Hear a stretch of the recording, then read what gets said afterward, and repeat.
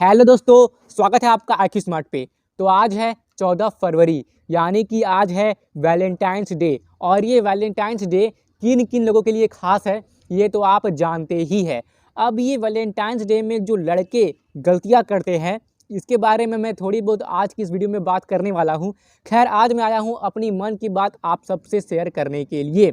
मैं कुछ आज ऐसे आपको मनी ट्रैप्स यानी कि पैसों के माया जाल के बारे में बताऊंगा जिसे जानना आप लोगों के लिए बहुत ही अधिक आवश्यक है। और यदि अभी आपकी उम्र 20 साल से लेकर के 30 साल तक के अंदर है तब तो ये वीडियो देखना आपके लिए बहुत ही ज़रूरी है। और इस वीडियो के लास्ट में मैं थोड़ी बहुत बात करूंगा वैलेंटाइंस डे के बारे में, और साथ ही में थोड़ी बहुत मैं आपको बताऊंगा आजकल की गर्लफ्रेंड्स की सच्चाई के बारे में। तो ये वीडियो आपके लिए बहुत ही ज़्यादा इन्फॉर्मेटिव होने वाली है और इस वीडियो से आप एक ऐसी चीज़ सीख करके जाने वाले हैं जो शायद ही नहीं बिल्कुल पक्का आपके जीवन में काम आएगी ही आएगी। तो फिर चलिए इस शुभ कार्य में देरी क्यों, आइए शुरू करते हैं।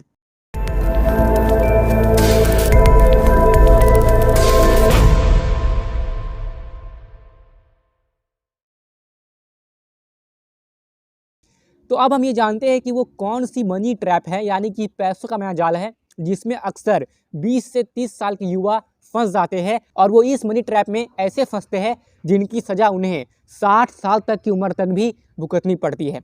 तो वो पहली ट्रैप है, वो है विवाह में यानी कि शादियों में जो खर्चे होते हैं इसकी ट्रैप। चलिए मैं आपको इसी चीज़ को प्रैक्टिकली एक एग्जाम्पल से समझाने का प्रयास करता हूँ। तो मैंने इंटरनेट पे पढ़ा था कि मुकेश अंबानी जी ने अपनी बेटी की शादी में बहुत सारे पैसे खर्च किए थे। आप इस बात को ऐसे समझ सकते हैं कि मुकेश अंबानी जी ने अपनी बेटी की जो शादी का कार्ड होती है उस एक कार्ड में अंबानी जी ने 3 लाख रुपए खर्च किए थे। मतलब एक शादी का कार्ड 3 लाख रुपए का। और मुकेश अंबानी जी ने खूब सारे बड़े बड़े सेलिब्रिटीज़ को बुलाया था अपनी बेटी के शादी में। और जहाँ पे वो सेलिब्रिटीज़ जो इन्वाइटेड थे उनकी बेटी के शादी में उनकी जो रहने की व्यवस्था थी वो बहुत ही आलीशान थी। मुकेश अंबानी जी ने 5 स्टार होटल बुक करवाए थे अपने सारे मेहमानों के लिए। और अंबानी जी की बेटी की शादी में कुल खर्चे आए थे 700 करोड़ रुपए। क्या आप इस नंबर के बारे में सोच पा रहे हैं कि मुकेश अंबानी जी ने अपनी बेटी की शादी में इतने रुपए खर्च कर दिए, 700 करोड़ रुपए। अब हमें और आपको इतने सारे पैसे सुनने में तो बहुत ही अधिक लग रहे हैं, लेकिन मैं आपको उसकी सच्चाई अभी बताता हूँ, है ना। तो क्या होता है, ये जो बड़े बड़े इन्फ्लुएंसर है, जो ये सेलिब्रिटी है, जो ये अमीर लोग हैं ना, तो ये शादी बहुत ही धूमधाम से करते हैं, है ना। अब देखिए इनके पास पैसा है तो अपने पैसों को तो ये खर्च करेंगे ही और अच्छे से शादी करेंगे ही, है ना। अब इनको देख करके जो बाकी के लोअर मिडिल क्लास लोग हैं या जो गरीब लोग हैं ना, इनसे ये प्रभावित हो जाते हैं, है ना। ये बड़े बड़े अमीर लोग की शादियाँ देखकर, और वो भी महंगे महंगे शादियाँ करने लगते हैं। इस बारे में मैं आपको एक बात बता दूं कि यदि आपकी महीने की सैलरी 40,000 रुपये है, या फिर जो लोग ऐसे हैं जो महीने की 40 से 50,000 रुपये कमा रहे हैं, तो क्या आपको पता है इस सैलरी के साथ वो भारत के 10% पॉपुलेशन में आ रहे हैं। यानी कि भारत देश की 90% पॉपुलेशन 40,000 रुपये से नीचे कमाती है। ये है आजकल की लोगों की कमाई की सच्चाई। अब होता क्या है ना कि जो इसी लोअर मिडिल क्लास, जो पुअर क्लास से बिलोंग कर रहे हैं, वो क्या करते हैं कि वो बड़े बड़े लोगों को देखकर उनकी कॉपी करते हैं, उनकी नकल करने की कोशिश करते हैं ना। अब जो बड़े बड़े लोग हैं उनके पास तो पैसे हैं तो वो अपने पैसे खर्च करते हैं।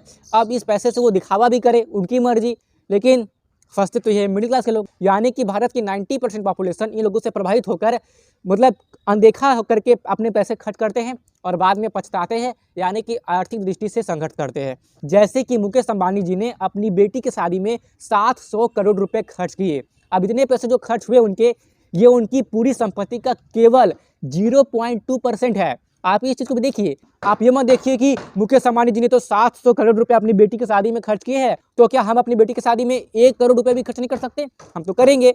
आप ये मत देखिए, आप ये देखिए कि मुकेश अंबानी जी ने जितने पैसे खर्च किए हैं ये उनकी संपत्ति का कितना हिस्सा है, जो कि है 0.2% हिस्सा।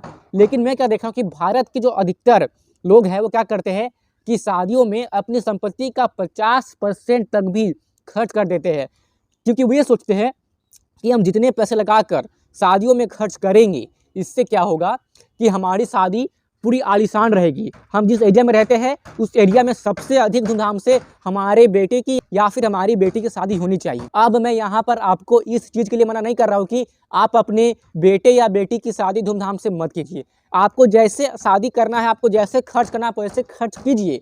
लेकिन मैं आपको यहाँ पर ये बताने का प्रयास कर रहा हूँ कि ये जो विवाह में इतने खर्चे होने लगे आजकल हमारे देश भारत में, है ना, अधिकतर खर्चे तो दिखावे के चक्कर में होते हैं, ये बात तो तय है।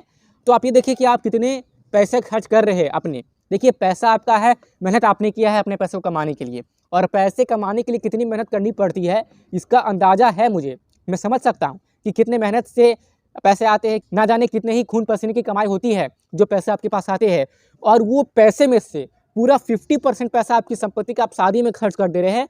तो ये थोड़ी मुझे सोचने वाली बात लगती है। अब ये मेरा ओपिनियन है, आपका ओपिनियन मेरे से अलग हो सकता है, लेकिन ज़रा सोचिए, आप शादी में खर्च कीजिए, ठीक है ना, जितने भी आवश्यक खर्चे आप उसे कीजिए, लेकिन थोड़ा सोच समझ के खर्च कीजिए। आपको बड़े बड़े लोगों की नकल करने की कोई आवश्यकता नहीं है ना। अब अंबानी जी के पास इतना सारा पैसा है तो वो खर्च कर रहे हैं, लेकिन आपके पास नहीं है ना, तो आप क्यों अंबानी जी की तरह दिखने का प्रयास कर रहे हैं? या फिर जो बड़े बड़े सेलिब्रिटी है, तो उनमें से तो कई ऐसे जो कि लोन लेकर, जो कि पैसे उधार लेकर के दिखावे के चक्कर में पैसे खर्च करते हैं। यानी कि जो पैसे वो खर्च कर रहे हैं, हो सकता है कि वो पैसे उनके हो भी ना, उन्होंने किसी से उधार लिया है, या अगर उनके पास इतने पैसे हैं भी और वो दिखावा कर रहे हैं, तो आप क्यों इस दिखावे के चक्कर में पड़ रहे हैं? ये बात आपको भी पता है कि जो पैसे आप शादी में खर्च करेंगे ना, इसके बाद समस्या आपको होगी। आपको पता है कि इसके बाद हमारा बहुत सारा कर्जा हो जाएगा, उस कर्जे को तारते तारते हमारा सारा बुढ़ापा भी निकल जाएगा और हम चैन से नहीं जी पाएंगे। ये बात आप भी समझ पा रहे हैं, है ना। मतलब जो अभी जवान है उन्हें तो ये बात उतनी समझ में शायद नहीं आएगी, लेकिन जो बुजुर्ग हो गए हैं उनको मेरी बात समझ में आ रही होगी, है ना।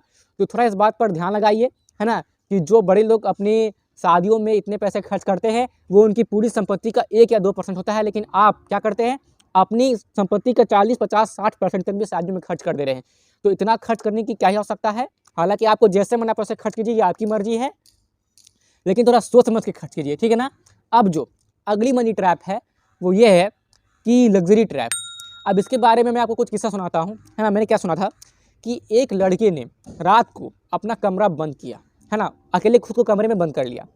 अब अगली सुबह जब उस लड़के के पिताजी उसका कमरा खोलते हैं तो वो देखते हैं कि उनके बेटे की लाश यानी कि डेड बॉडी बिस्तर पर पड़ी हुई है, और उनके बेटे ने अपने पिताजी के लिए, अपनी माता के लिए एक लेटर छोड़ रखी थी। तो जब वो पिताजी अपने बेटे की उस सुसाइड लेटर को पढ़ते हैं तो उसमें ये लिखा रहता है कि मुझे माफ़ कर दीजिए पिताजी या माताजी, मेरे पास इसके अलावा और कोई रास्ता नहीं था, क्योंकि मेरे ऊपर बहुत ही अधिक कर्जा हो गया था और मैं उस कर्जे को नहीं चुका सकता था, इसलिए मैंने ये कदम उठाया। अब इस बात पे क्या होता है कि जब जांच पड़ताल होती है तो ये पता चलता है कि उस लड़के ने ना मतलब कि आईपैड, है ना, आईफोन और मैकबुक खरीदने के लिए ना बहुत सारे पैसे लोन यानी कि उधार पे लिए हुए थे, है ना। और उस लोन को, उस उधार को ना चुका पाने की वजह से उसको डर हो गई, और उसी डर की वजह से उस लड़के ने खुद को ख़त्म कर लिया। मतलब ज़रा सोचने वाली बात है ना। और एक किस्सा मैंने और सुना था कि एक लड़की ने 20,000 रुपये लोन लिए ताकि वो महंगे महंगे शॉपिंग कर सके। फिर उस लड़की ने उस लोन लिए हुए पैसे से शॉपिंग की, लेकिन जब वो लड़की उस लोन को, उस पैसे को, उस कर्ज को नहीं चुका पाई तो उस लड़की ने भी यही कदम उठाया और उसने अपनी जान ले ली। अब एक किस्सा मैंने और सुनी थी कि एक 17 साल के लड़के ने अपनी एक किडनी को बेच दिया ताकि वो महंगे वाले आईफोन को खरीद कर ला सके, और उस लड़के ने बिल्कुल ऐसा ही किया।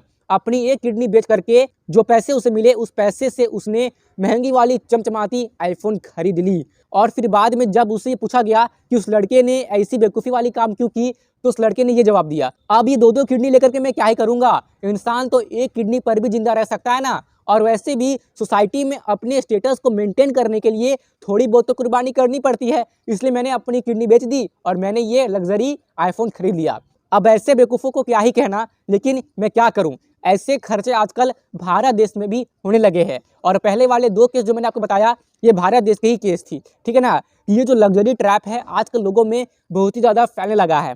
पहले क्या होता था कि लोग बहुत सारे पैसे बचा कर रखते थे यानी कि सेविंग करते थे, लेकिन आजकल लोग सेविंग पे ध्यान बहुत ही कम देने लगे हैं और खर्चे बहुत ही अधिक करने लगे हैं। कारण क्या है कि वो सोशल मीडिया पे, इंस्टाग्राम रील्स पे, शॉर्ट्स पे और बड़े बड़े लोगों को इतनी महंगी महंगी चीज़ें खरीदते हुए देखते हैं, वो कैसे खर्च कर रहे हैं, ऐसा करते हुए वे उन्हें देखते हैं और उन्हें देख करके इंस्पायर हो जाते हैं और वो भी बिना ये सोचे समझे कि उनकी इनकम कितनी है और उन्हें किस तरीके से खर्च करना चाहिए, वो भी महंगे महंगे खर्च करने लगते हैं। इसे हम कहते हैं लग्जरी ट्रैप।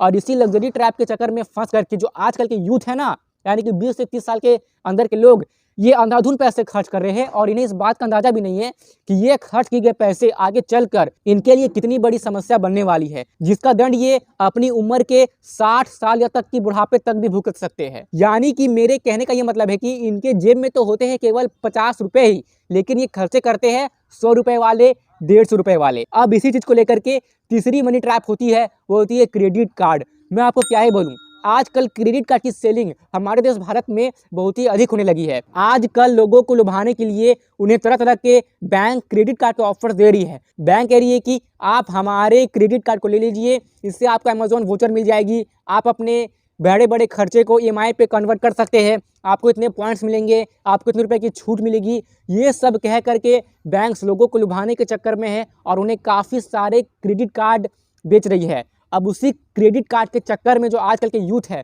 वो बहुत सारे पैसे खर्च कर दे रहे हैं। जब भी लोग क्रेडिट कार्ड के माध्यम से अपने पैसे खर्च करते हैं तो उन्हें लगता है कि ये पैसे उनके नहीं हैं, है ना, मतलब उनके जेब से पैसे जा नहीं रहे होते हैं, इसलिए वो क्रेडिट कार्ड से भी अंधाधुन पैसे खर्च करने लगते हैं। लेकिन समस्या की बात तब आती है जब उनके पास आता है क्रेडिट कार्ड का बिल और अगर वो समय पे बिल नहीं चुका पाते हैं तो उन्हें इंटरेस्ट जो लगता है ना वो 18 से 40% तक होता है। जैसा कि अभी आप ये चीज़ अपने स्क्रीन पर भी अभी पढ़ सकते हैं कि कितनी अधिक चार्जेस और पेनल्टी क्रेडिट कार्ड वाले आपसे ले लेते हैं यदि आप समय पे उनका बिल नहीं चुकाते हैं। तो ये हो गई आपकी क्रेडिट कार्ड ट्रैप, जिसमें मैं ये कहना चाहूँगा कि इतने जो अंधाधुन पैसे खर्च हो रहे हैं, यदि आप इसमें से केवल 500 रुपये भी बचाने में कामयाब होते हैं ना और उसे आप इन्वेस्ट कर देते हैं तो आपको क्या पता है, यानी कि अगर आप उसके SIP कर देते हैं तो क्या आपको पता है कि आज से 25 साल के बाद आपकी इन्वेस्टमेंट वैल्यू इतनी हो सकती है। यानी कि यदि अभी आपकी उम्र 20 साल की है और अभी से आप हर महीने 500 रुपये या फिर 1000 रुपये से SIP शुरू कर देते हैं तो आज से 25 साल के बाद जब आप 45 ईयर्स हो जाएंगे तो आपके पास इतने पैसे होंगे।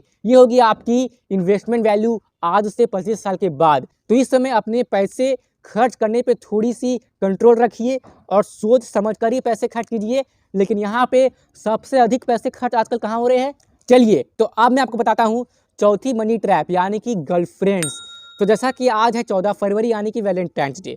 अब ये आपको तो पता ही होगा कि वैलेंटाइंस डे हमारी भारत देश की संस्कृति नहीं है। अब ये वैलेंटाइंस डे क्या है और क्या है इसके पीछे की सच्चाई, ये आपको जानने को मिलेगी इस वाले वीडियो में। मैंने पिछले साल ही ये वीडियो अपलोड की थी जिसमें मैंने वैलेंटाइंस डे का असली सच आप सबके सामने रखा था। आप जा करके इस वीडियो को देख लीजिए, इसकी लिंक मैं आपको डिस्क्रिप्शन बॉक्स में दे रहा हूँ, जरूर से देखिएगा आप वैलेंटाइंस डे का असली सच। और वैसे ये वैलेंटाइंस डे तो हम लोगों के टाइप की है नहीं, आज है सरस्वती पूजा, इसलिए आप सबको सरस्वती पूजा की हार्दिक शुभकामनाएं। और मेरी ये सरस्वती माँ से प्रार्थना है कि वो आप सब लोगों को बुद्धि दे और विद्या दे ताकि आप लोग अपने जीवन में सही निर्णय ले सके। और जिस समय आप लोगों को अपने करियर पे ध्यान देना चाहिए, अपनी पढ़ाई पे ध्यान देना चाहिए, अपनी स्किल को डेवलप करने पे ध्यान देना चाहिए, उस समय आप फालतू के टाइम अपने गर्लफ्रेंड्स को ना दे और पूरा समय अपने आप को डेवलप करने में लगाए। ये उम्र अभी आपकी लड़कियां घुमाने के लिए नहीं बल्कि पढ़ाई करने की है और अपने भविष्य की चिंता करने की है। यदि आप एक लड़की है और इस वीडियो को देख रहे हैं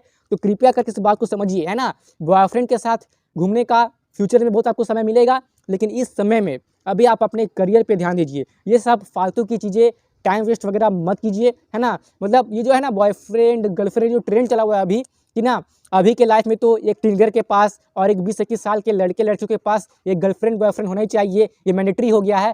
तो ये जो ट्रेंड चला हुआ है ना, ये ट्रेंड भारत में विदेशों से आया है जो कि यहाँ पर फैल गई है, यानी कि वेस्टर्न कल्चर यहाँ फैल गई है। तो ये सब के चक्कर में मत पड़िए।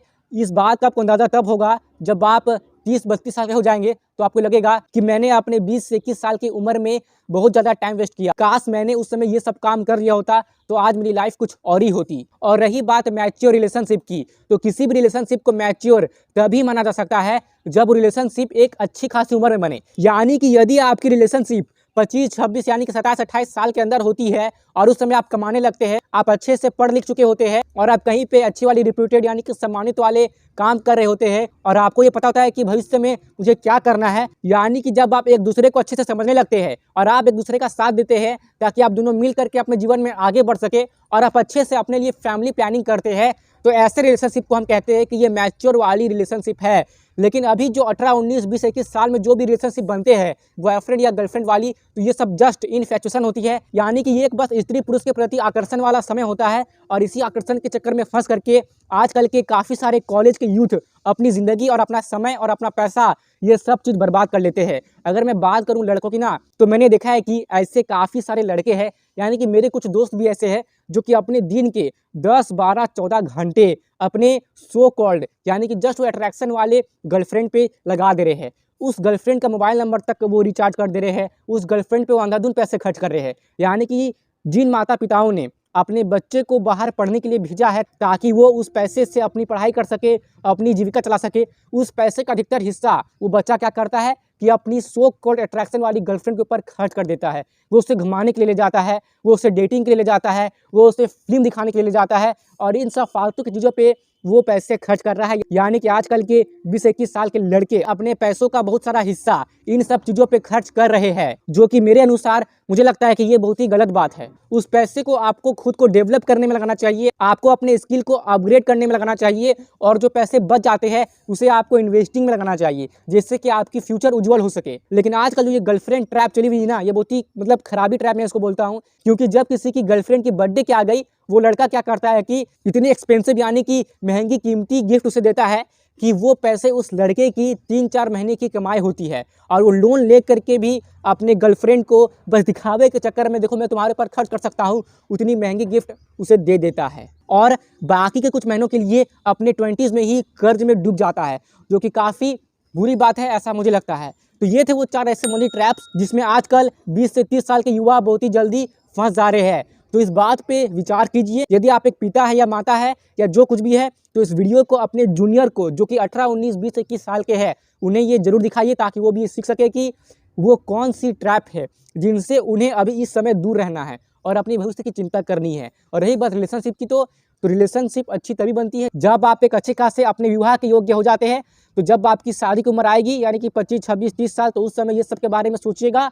अभी पूरा ध्यान अपने करियर पे लगाइए और हाँ, इन्वेस्टिंग करते रहिए। आशा करता हूँ कि मेरी कही गई बात आपके समझ में आई होगी। यदि आपको कुछ भी डाउट है तो आप अपने सारे डाउट मेरे साथ कमेंट बॉक्स में शेयर कर सकते हैं और अगर आपको वीडियो काम की लगी, आप पसंद आई, तो कृपया करके इस वीडियो को लाइक कर दीजिए और साथ ही अपने दोस्तों व संबंधियों के साथ तो इस वीडियो को जरूर से शेयर कीजिए ताकि वो भी ये सब चीज़ को जान पाए। चैनल को सब्सक्राइब करके जो पास में बेल आइकन है उसे तो जरूर से प्रेस कर दीजिएगा ताकि आगे मैं जब भी कोई सी वीडियो अपलोड करूँ जिससे कि आपको वैल्यू मिले तो उसकी नोटिफिकेशन आपको समय पर मिल जाए और आप राइट टाइम पे इस वीडियो को देख ले। IQ स्मार्ट के साथ कनेक्टेड रहने के लिए आप IQ स्मार्ट की फेसबुक पेज, इंस्टाग्राम पेज और टेलीग्राम पेज को भी फॉलो कर सकते हैं, जिसकी लिंक आपको डिस्क्रिप्शन बॉक्स में मिल जाएगी। और दोस्तों, मेरे मित्रों, यहाँ तक रुकने के लिए, मेरी बातों को ध्यान से सुनने के लिए और अपना कीमती समय देने के लिए आपका सच्चे मन से बहुत बहुत धन्यवाद।